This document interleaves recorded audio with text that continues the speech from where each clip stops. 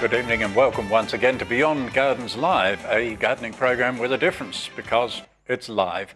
My name's John Colwell and it's my pleasure to be joined in the studio tonight by John McWilliams. Hi. And Alison Dawn. Hi, John.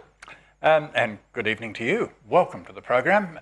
It's your program, it's not really ours. And to make it yours, you can get in touch with us. Yes, you can call us 6468 5994 and just remember to turn your sound down on your TV. We do have technical problems because there's a little bit of time lag you will discover if you don't. Or they can email. Yes, you can email, and that's tv@beyondgardens.com.au. And please, if you can attach a photo, that'll make our diagnosis of your problem a little bit easier. It makes so much difference. And this program is made possible by our sponsor, who is the Water Corporation, and they'd like to remind you that although you can turn your sprinklers on at the moment, good idea not to, because really we don't need to. There's so much moisture in the ground, despite the fact we're getting the first hot day or two of the year. Absolutely, and it's going to rain on the weekend apparently. Yippee! How perfect is that? Warmth and then rain. Yes, I think I heard the long-term forecast, Just for the weeds, which went a shower or two for about the next after the weekend, about the next 6 days after that. So please don't rush the water you gather. No. Pot plants, maybe. That's a different story. But in your garden, no, there should be plenty of moisture there for some considerable time yet. Toughen them up. Now, we do have emails already, but we thought we'd start off by looking at a plant that's really looking fantastic at the moment. Absolutely, and if you ever wondered whether there is such a thing as a perfect plant, well, John thinks he may actually have found it. What's a perfect plant for you? Something with pleasant green, relaxing foliage, tick. On top of that, we'd like some nice flowers, tick. Oh, and with fragrance too, tick, tick. And then, if possible, we'd also like it to produce some fruit that not only looks good, but is highly nutritious, tick, tick, tick. Would you believe there are such perfect plants around already, and they are called, ta-da, citrus.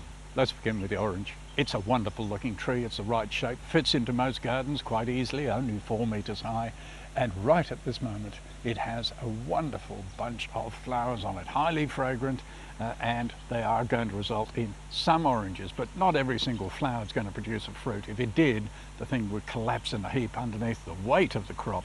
So you expect to see some fruits getting to about pea size and dropping, and then some will get even larger, go yellow and drop, and people get a bit dispirited at this stage, but fairly typically of all the citrus, a few will carry on.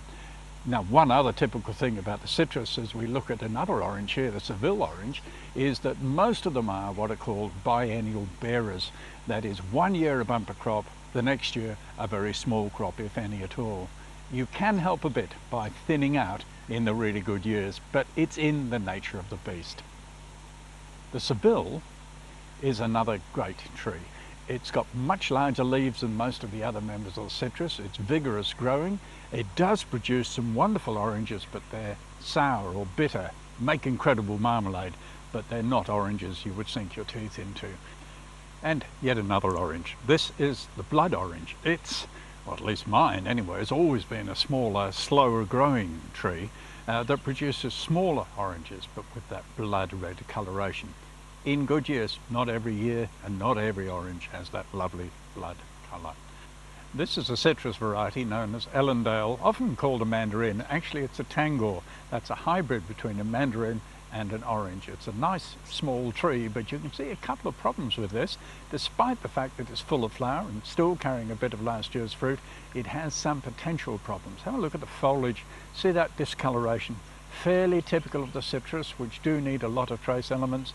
It needs trace elements applying, and then going down to the base and looking at the graft. And with all your citrus, check the graft point on a regular basis. There's a little bit of growth coming away. Now, this might actually be the Ellendale variety coming away, but if it's strong and vigorous growth that's coming out from your union, then it's almost bound to be rootstock and should be removed as soon as possible.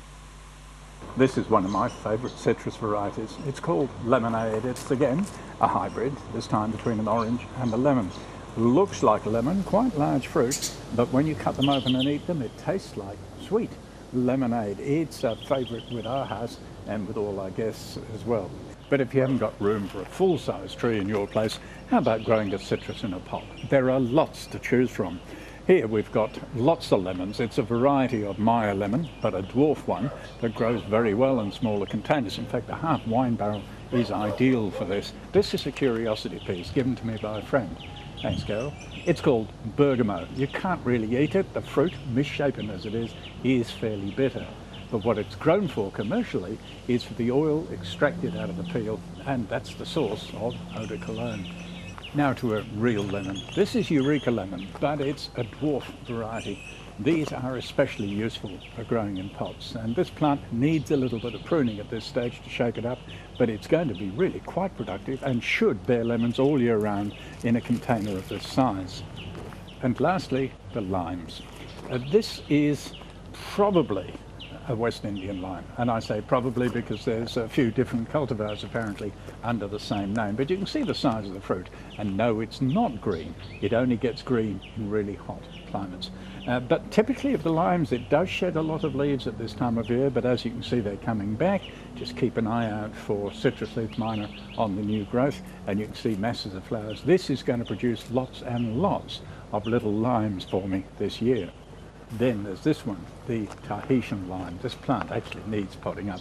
You can see on this one there are not many flowers. We're not going to get a lot of fruit off this year, and probably won't in many years into the future. It's more of a tropical beastie, this one. In warm climates it will reward you. In cooler climates you'll get the odd lime, but again it won't stay green. It will go yellow because that's what the cold makes it do. So if the question is, what's a great plant for your garden for flowers, fruit and fragrance, the answer is a lemon, or perhaps an orange. Could be a grapefruit, kumquat, a lime, blood lime, blood orange, Seville orange. Just so much choice.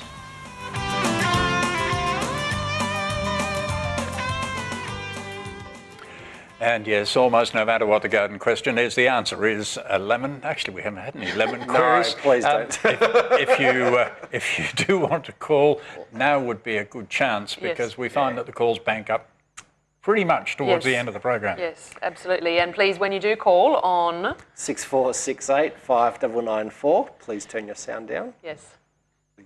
Or email. Yeah, and, emails. You know, and we have lots of emails already. Just back on citrus though for a moment. Great plants, right? If they have one shortcoming, it is that they're not water wise. Okay, but you can make them far more water efficient by mulching. I think that's absolutely probably the most important thing you can do with citrus at the moment, is put good mulch down, because those fine feeder roots are very close to the surface, get easily damaged by the heat. So mulch, critically important. Trace elements, absolutely. I sound like somebody who sells cars, don't I? And wetting agents as well. And wetting agents, get those wetting agents so all on. those, and that will keep your citrus happy and productive as well. Especially in pots. You saw John's pots.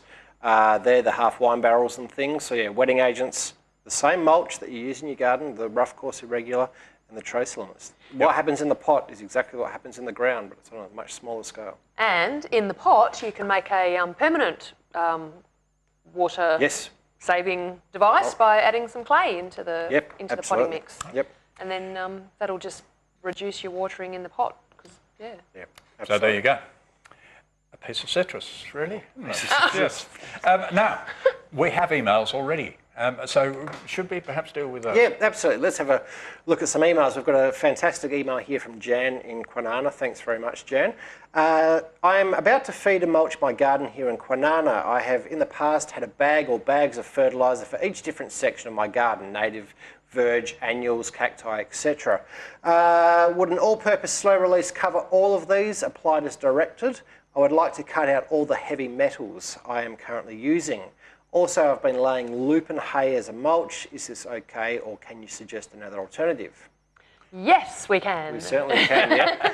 Absolutely. Well, we probably need to talk about products like lupin hay and lucerne and pea hay, all fit in the same category. Often used as mulches, but they're not really mulches. They're really soil improvers. Not bad products. We're not saying they're bad products. They're just being used for the wrong purpose. Incorrectly, yeah. So in answer to our caller's query, yes, you can use lupin mulch or lupin hay, but don't use it as a mulch. Use our regular mulch on top. Large, coarse, irregular particles. We can say that frequently. Yes, and we probably will. So so stick to those shredded tree prunings, your pine barks, and even your stones, gravels, and things like that as well. So and you know, looks fairly good as well. I mean, this is a coarse mulch here. You know, looks good. Holds, does everything right, and protects the plant, protects the soil, and all the soil life. Absolutely. And as far as the fertiliser goes, no, you don't need a separate fertiliser for each individual plant or each individual part of your garden. You just need a general purpose slow release fertiliser, but it must contain those trace elements, preferably the complete trace elements. And that's what general purpose is. Yes. General purpose. I guess probably the only exception we might make to that is if you've got large area of turf that you feel the need to fertilise, we might question that, that you feel the need to fertilise, then you might use a special lawn fertiliser. But for everything else, general purpose fertiliser is fine. Across the board, and probably in regards to, I mean, Jan has mentioned the heavy metals. It might be worthwhile just mentioning that all fertilisers do contain some trace elements of chemicals. It's something that happens in the manufacturing process, and it's noted on the bag. But they're in such small trace amounts, and the amounts that we recommend that you use is certainly not going to have a huge problem. So that was one email, and you can get as detailed an answer to your email by sending it to tv@beyondgardens.com.au. Or you can call, and we have a caller on the line right now. Oh, we do. Okay. Hello. Welcome to the program. Yes. Hello. My query is with regards to agaves. Yes. I just wondered if there's any way that you can stop them flowering. I've had one in the garden for 17 years. And one in a pot. Yes. And once they're flowering, even though you saw them off, they look a mess. They do a bit. For those people who aren't familiar with what we're talking about, this is the agave. Now, have I got the picture up? I'm not sure. Yes, there it is. Sorry, that'll run. And this is one that's flowering with a great long flowering spike. Is yours one of these? Yes, it is. Yeah, that's agave attenuator. It's a very common one. I think there's something wonderful about the flower, I must admit. But can you stop them flowering? Well, only by cutting off the bit of the plant that's flowering. That's it. You could cut the flowers. You could cut the flower spike off, but normally that bit that flowers dies back and another part grows anyway. It does come good. But you've also got to remember, I mean, a lot of people think that, you know, the succulents, yes, they're a very tough plant as far as the water goes, but they still need nutrients, and they still need trace elements and things like that. That's where I've gone wrong then. Yeah, and your poor little agaves, they're putting all their energy into flowering at the moment. Yes. They're not getting any reward for it. So, I'm not talking in the sort of huge quantities, maybe just once a year, just an application of, again, that general purpose slow release fertiliser with the trace elements. I think you're generous. I give them nothing. Nothing? Nothing. Yes. All right. Yeah, many of these plants that I used to are very low regime of both water and fertiliser. If you do look after them too well, they just grow too fast anyway. So it's like a lot of our native plants. What fertiliser do they need? Empty bag. Yes.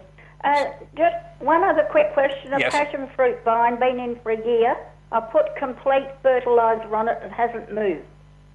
I'm sorry, what were we talking about? Did you get that? Passion fruit vine. Passion vine, okay. I would expect them to be moving at this time of year. Yes. They are, or should be, making massive growth at the moment. Yes, it's not. Well, I'm at a bit of a loss. I don't know. Is it? Potentially. Are they in a pot or in the ground? In the ground. Okay.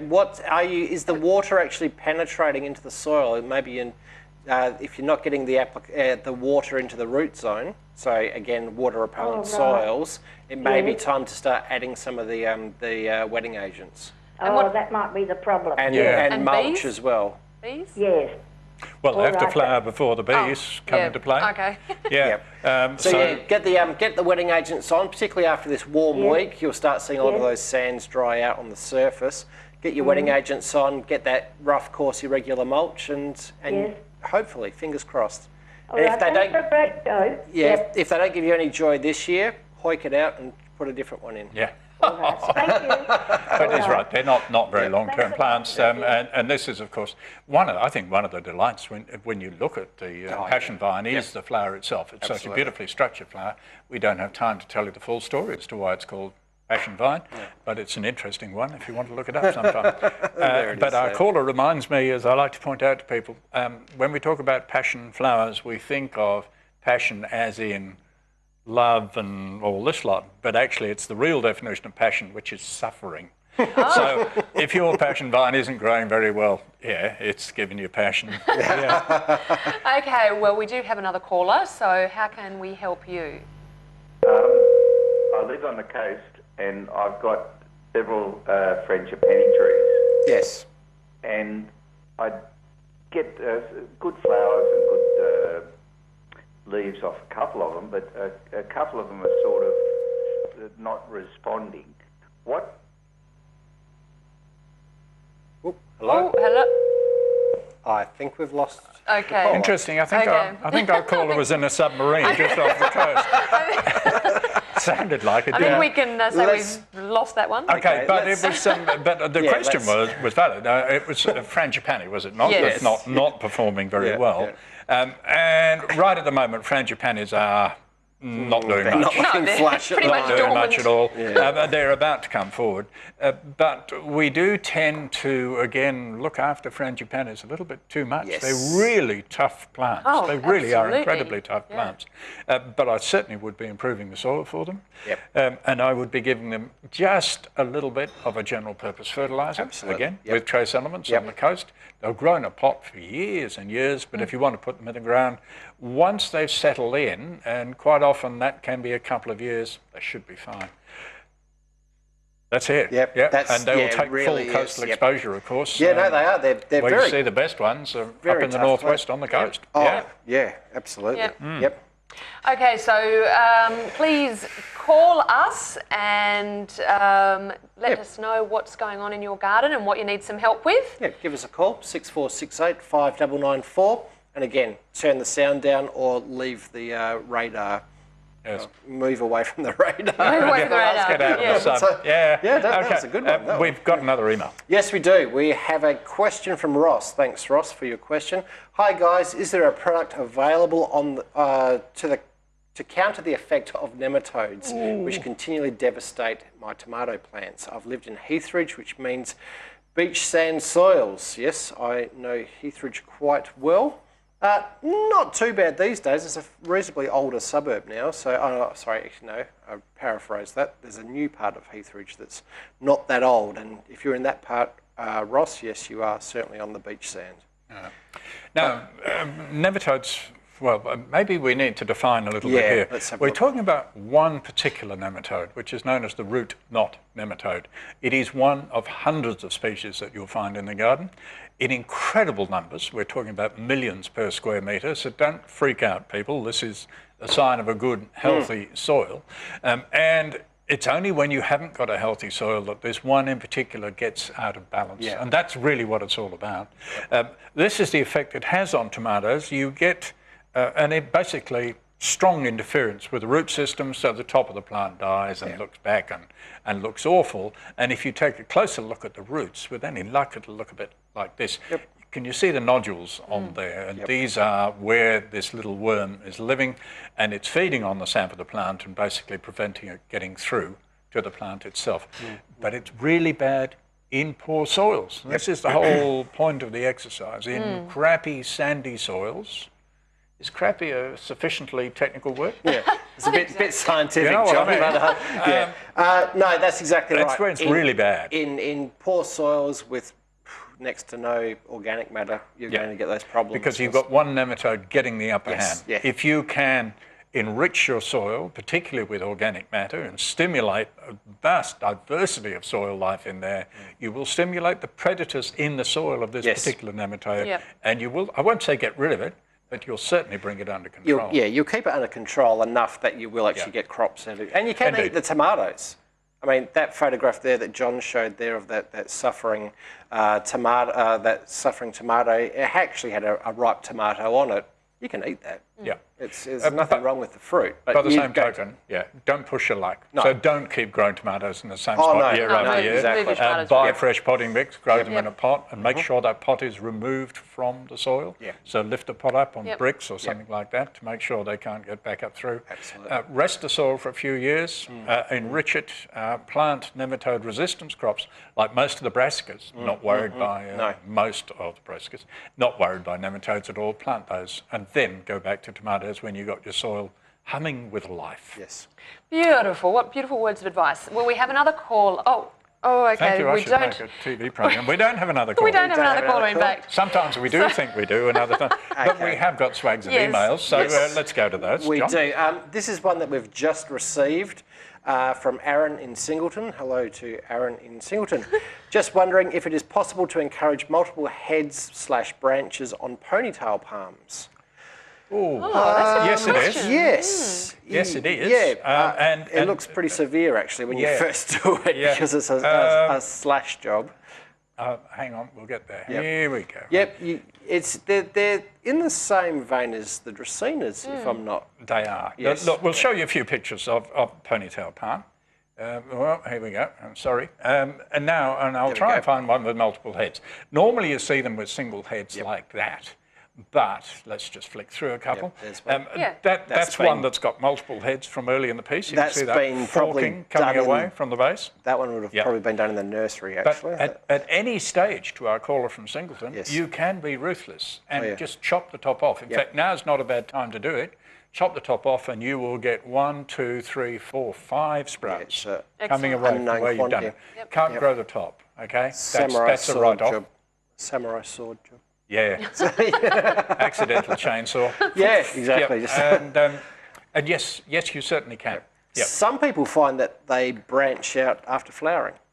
When they occasionally will, because they do flower. They send a huge flower. Yeah, the flowers.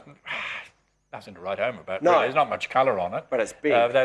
Full flower. And the plants themselves very big in their natural habitat, up to 10 metres high. Yes. Wow. But very thin and spindly. Yeah. Yeah, not at all the ones that we grow. Cultivated varieties. And all they need is water and time. Not a lot of water, by the way. Seasonally, they've been soaking it up during the winter months. It'll see them through most of summer. That's exactly right. Yep. Okay, well, we do have another caller this time. Are you sure? I hope I'm sure. Let's find out. Open the garden gate. Hello. Yes. Hello. Hello. Yes, we are. We are indeed. Hello, people. Hi. I've got hibiscus, and it's all seems to be peeling it on the bark at the bottom, at the base. It's one of those newer ones, you know, like a pale pink one. Yes. Yep. Is it serious or something like that? It's serious. Yes. That's where the bark is. It goes quite grey, and then it sort of almost comes off in one complete piece. Sort of, yes. Yeah. Look, I can show you a couple of pictures of different plants that are suffering from the same condition because it can happen. This, for instance, is a citrus, and you've got that lower bark peeling away. It's called collar rot. It's a fungal problem, and it's induced particularly by, I know we sound like we're stuck in a groove on the record, it's induced by bad mulches that hold water. And if the bottom part of the trunk is kept moist, then you're likely to get collar rot. If it's a small plant, it's going to be very difficult to overcome. Larger plants, you can get around it by stripping off damaged material, by then painting it with a fungicide paint, and maybe, if it's gone right the way round, by doing what's called a bridging graft. That's not for beginners, you know. They're not supposed to do that. I was going to say, John. It's a fascinating process because they take a graft from the top where it's healthy, down around, past the damaged stuff, back down to the root system, but it takes a little bit of doing. So almost certainly that's what it is, and that's another good argument for using a water-wise mulch that doesn't hold water, and therefore even if the mulch is right up against the trunk, doesn't get... Well, actually, I don't put much mulch on it, mainly... sheep manure? Sheep manure, that will do it every time. That will do it every time, Well, no, don't leave me, I've got another couple of questions. Can I just tell you, I went to a garden once in Bunbury, and the whole garden was dying because they had put sheep manure around every single plant, every single one, collarot. So Really? just be very cautious with that sheep manure. Yeah. Less is more. Okay. Now, the next question is? I've got little tiny, little, not gnats or whatever, flies, white. White and fly? they're just, beg your pardon? Are they little tiny white flies and they come up in big swarms? Yeah, and they're all on the orange tree. Yes. Yep. And the orange. Yeah, that's one of the white flies. It is indeed. I can show you a picture of whitefly on cabbage, and I think we showed this last week. Very small flies. Yeah, so tiny. Yeah. Look, on citrus, I wouldn't be too worried, to be honest with you. I think they will probably go away. Well, actually, that's over my shade house. Right. And I've got, so I don't know. What would I use for them? Yeah, well, if you want to, potassium oleate, which is sold as a soap spray, is probably one of the best. But you might use something stronger if you want to. White oil will give you some control, and you can have those sticky pads out. Have you used the sticky pads? I haven't actually used the sticky pads, no. Yeah, they're not bad. You can get those, around the place. They don't control all of them, but there's sufficient of them stuck to the pad to make you feel good. Yeah. Right. Right. They're not real much of a trouble, really. Well, they can be, but I don't think in your citrus, case on the citrus they're not going to be, I hope. Right. Now, next thing. When do I divide Viviers? Divide. Clivias. Anytime you feel like it, basically. Now would be a good time. Yeah, most of them have just finished flowering, so wait till it's finished flowering and then go for it. Yep. Great, thanks a lot for that, guys. Great. Thank you. Thank you. Okay. Thank you. All right, well, we can give you all a rest from digging and Digging in the garden. Digging in the garden and take a short break.